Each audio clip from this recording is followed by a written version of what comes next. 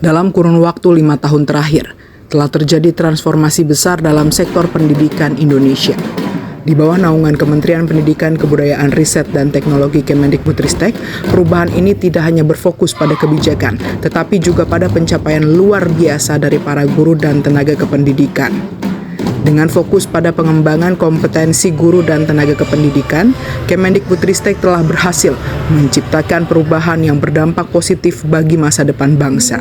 Sebagai bagian integral dari Kemendikbudristek, Direktorat Jenderal Guru dan Tenaga Kependidikan berkomitmen untuk memastikan bahwa guru sebagai pilar utama pendidikan mendapatkan dukungan untuk mengembangkan kompetensi profesional dan meningkatkan kualitas hidup yang lebih baik. Komitmen ini diwujudkan dalam berbagai program prioritas yang telah diluncurkan selama 5 tahun terakhir, antara lain program Guru Penggerak, platform Merdeka Mengajar, pengangkatan guru penggerak menjadi kepala sekolah atau pengawas, serta seleksi guru honorer menjadi ASN P3K. Program prioritas ini telah membuahkan pencapaian yang signifikan dan memberikan dampak nyata yang dirasakan langsung oleh para guru, tenaga kependidikan, dan siswa di seluruh Indonesia.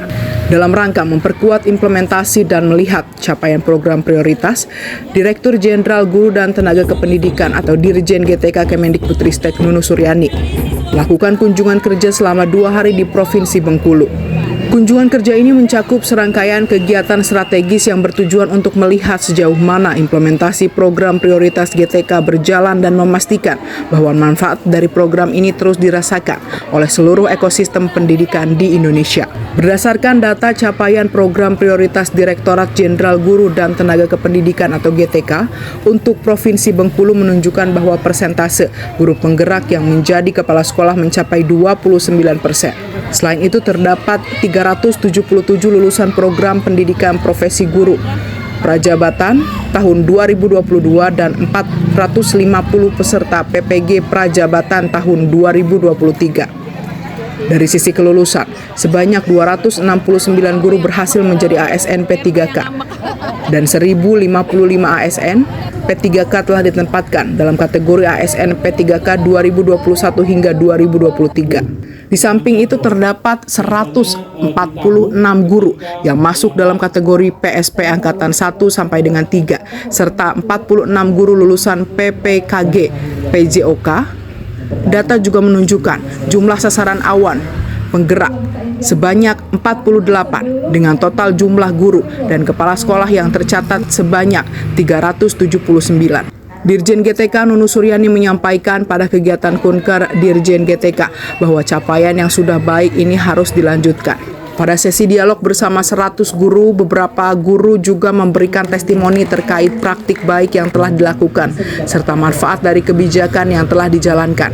Indah Herawati, seorang guru penggerak yang telah diangkat menjadi pengawas sekolah, menyampaikan bahwa perubahan yang dirasakan setelah mengikuti yaitu perubahan pola pikir yang lebih maju. Program Guru Penggerak sebagai salah satu program prioritas GTK memberikan kesempatan bagi guru untuk mengembangkan diri melalui pelatihan coaching. Dalam pelatihan tersebut, guru mendapat wawasan bahwa dalam mengajar diperlukan pendekatan personal untuk memahami karakter murid yang beragam. Berbagai program yang diluncurkan tidak hanya berfokus pada peningkatan kualitas pendidikan, tetapi juga membangun fondasi yang kuat bagi SDM Indonesia untuk menghadapi tantangan global di masa depan. Dengan adanya program pendidikan profesi guru prajabatan, calon guru tidak hanya belajar membuat modul atau alat pembelajaran yang menarik dan inovatif, tetapi juga mampu menerapkan asesmen diagnostik yang bertujuan untuk memahami potensi dan kelemahan anak sejak dini. Dalam kegiatan kunjungan kerjanya, Nunu Suryani juga memberikan apresiasi bagi pemerintah daerah yang telah kooperatif dalam mendorong implementasi Merdeka Belajar hingga saat ini telah menghasilkan berbagai capaian dan praktik yang baik juga bermanfaat. Dalam audiensi yang diadakan bersama Ditjen GTK, Gubernur Bengkulu Rohidin Mersyah mengapresiasi dampak positif Merdeka Belajar. Menurutnya, Merdeka Belajar telah membawa pembaruan signifikan dalam ekosistem pendidikan di Indonesia. Pimpinan di daerah, saya melihat betul ada perubahan yang sangat mendasar dalam sistem ekosistem pembelajaran dengan penerapan kurikulum Merdeka Belajar, di mana para siswa dan guru semakin terbuka ruang untuk melakukan kreasi dan inovasi. Di samping itu, mereka dapat menyesuaikan kurikulum itu dengan kebutuhan kekinian, sehingga kemudian para siswa mendapatkan sebuah atmosfer akademik pembelajaran yang lebih terbuka, lebih dinamis, dan sesuai dengan kebutuhan mereka. Nah, saya berharap kurikulum Merdeka Belajar yang pada saat ini sudah mulai dikenal dan dipahami, dan dirasakan perubahannya dalam atmosfer ekosistem pembelajaran di sekolah, ini terus kita lanjutkan di masa-masa yang akan datang.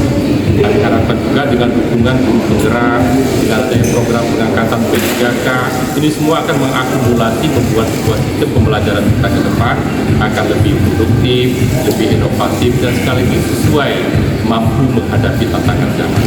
Maka dari itu sekali lagi sebagai pimpinan di daerah, saya berharap apa yang sudah digagas dan dijalankan dalam sistem kurikulum Merdeka Belajar ini kita teruskan. Gubernur Bengkulu juga menegaskan pentingnya keberlanjutan kurikulum Merdeka di masa depan. Dalam pertemuan tersebut, Gubernur juga memberikan dukungan penuh terhadap inisiatif pengangkatan ASN P3K dan program guru penggerak yang diharapkan dapat memperkuat sistem pembelajaran di seluruh Indonesia.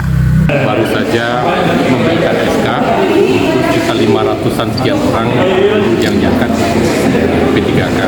Itu formasi 2023 yang lalu. Dan alhamdulillah mereka sudah ditempatkan di tempat tugas sesuai dengan bidang ilmu mereka. Yang pertama yang saya tangkap, mereka sangat betul dengan ada formasi P3K itu, dan mereka siap menjalankan tugas yang mereka. Nah, untuk selanjutnya kan masih ada sekitar hampir 2000-an ini yang masih berstatus sebagai GTT maupun PTT ataupun honorer. Nah, mereka berharap ke depan akan kembali ada formasi P3K sehingga sebagaimana diamanatkan oleh undang-undang ASN, sehingga nanti tidak ada lagi istilah GTT, PTT maupun honorer, semua mereka bisa masuk dalam formasi P3K atau memang bisa masuk PNS itu. Nah, prinsip saya sebagai pembina kepegawaian, kami selalu formulasi agar secara bertahap teman-teman yang sudah melakukan pengabdian yang begitu baik di dunia pendidikan ini secara bertahap bisa kita itu diselesaikan sampai tahun berapa, Pak? Kita belum bisa memastikan kalau untuk tahun, karena saya berhitung betul dengan celah fiskal kita. Karena dengan mengangkat bisa sekarang 500-an, itu dengan gaji mungkin 3 juta per orang, itu kalau dikali 500 kan 1,5 miliar. Kalau dikalikan 13 bulan, itu kan hampir 18 miliar, hampir mendekat 20 miliar. Itu sangat besar dalam porsi di APBD kita. Nah, belanja rutin pegawai kita itu sudah di atas 40%. Ini sudah mulai dianggap struktur APBD yang kurang sehat. Nah, maka dari itu tentu kita juga butuh dukungan dari Kemenq. Kita bisa saja mengangkat mereka semua, tapi bagaimana formulasi jauh untuk mendapatkan alokasi penggajian. Karena sekali lagi celah fiskal untuk Bengkulu itu kan kecil sekali. Nah, kalau dari sisi kebutuhan pegawai, SDM kita sangat membutuhkan, tapi di sisi lain kemampuan membayar gaji. Nah, tapi ketika nanti minta Kemenq, nanti pemerintah pusat punya formulasi bagaimana sistem penggajiannya, dalam 1 tahun pun oke, kita angkat boleh, tapi ada kepastian sumber penggajian. Nah, saya kemarin sempat berhitung, maka agak tertunda sampai 1-2 tahun. Saya ingin memastikan kalau anggaran penggajian itu akan tersedia terus dalam waktu yang tidak kuat. Ya, sistem taruhan. Pada hari kedua kunjungan kerjanya, Dirjen GTK melakukan kunjungan dengan meninjau SDN 03 Bengkulu, salah satu sekolah penggerak di Provinsi Bengkulu. Peninjauan ini dilakukan untuk melihat secara langsung bagaimana implementasi kurikulum Merdeka dan program guru penggerak berjalan di lapangan.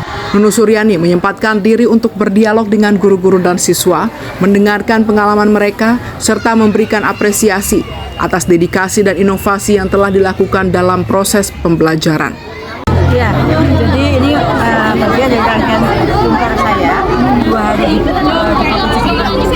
datang ke SD ini untuk melihat implementasi Merdeka Belajar, karena SD ini adalah kepala sekolahnya dari penggerak, kemudian juga implementasi kurikulum Merdeka. Saya ingin memastikan apakah penggerak yang sudah diangkat dari kepala sekolah benar-benar membawa perubahan di SD ini, dan apakah kurikulum Merdeka yang diimplementasikan benar-benar menjadi pembelajaran yang menyenangkan bagi siswa. Tadi saya sudah melihat sendiri bagaimana kepala sekolah melakukan perubahan dari satuan pendidikan ini setelah diangkat dari kepala sekolah sebelumnya sebagai guru penggerak. Lalu dia bisa memberdayakan aset yang ada. Salah satu asetnya adalah aset SDM, yaitu adanya komite bisa menggerakkan komite pembelajaran orang tua wali murid untuk mendorong terjadinya pembelajaran yang betul-betul siswa dan juga yang mengutamakan kepentingan siswa. Seperti ketika kekurangan apapun, si kepala sekolah ini ada satu materi aset based thinking di dalam modulnya, dia bisa implementasikan dengan baik.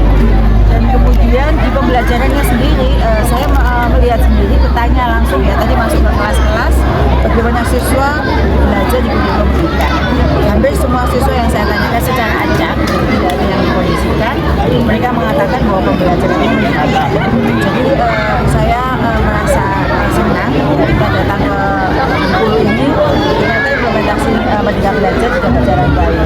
Meskipun tadi dengan Pak Kabid juga disampaikan masih ada yang perlu diakselerasi, yaitu penggerak yang sudah diangkat siap jadi kepala sekolah bisa diangkat segera jadi kepala sekolah.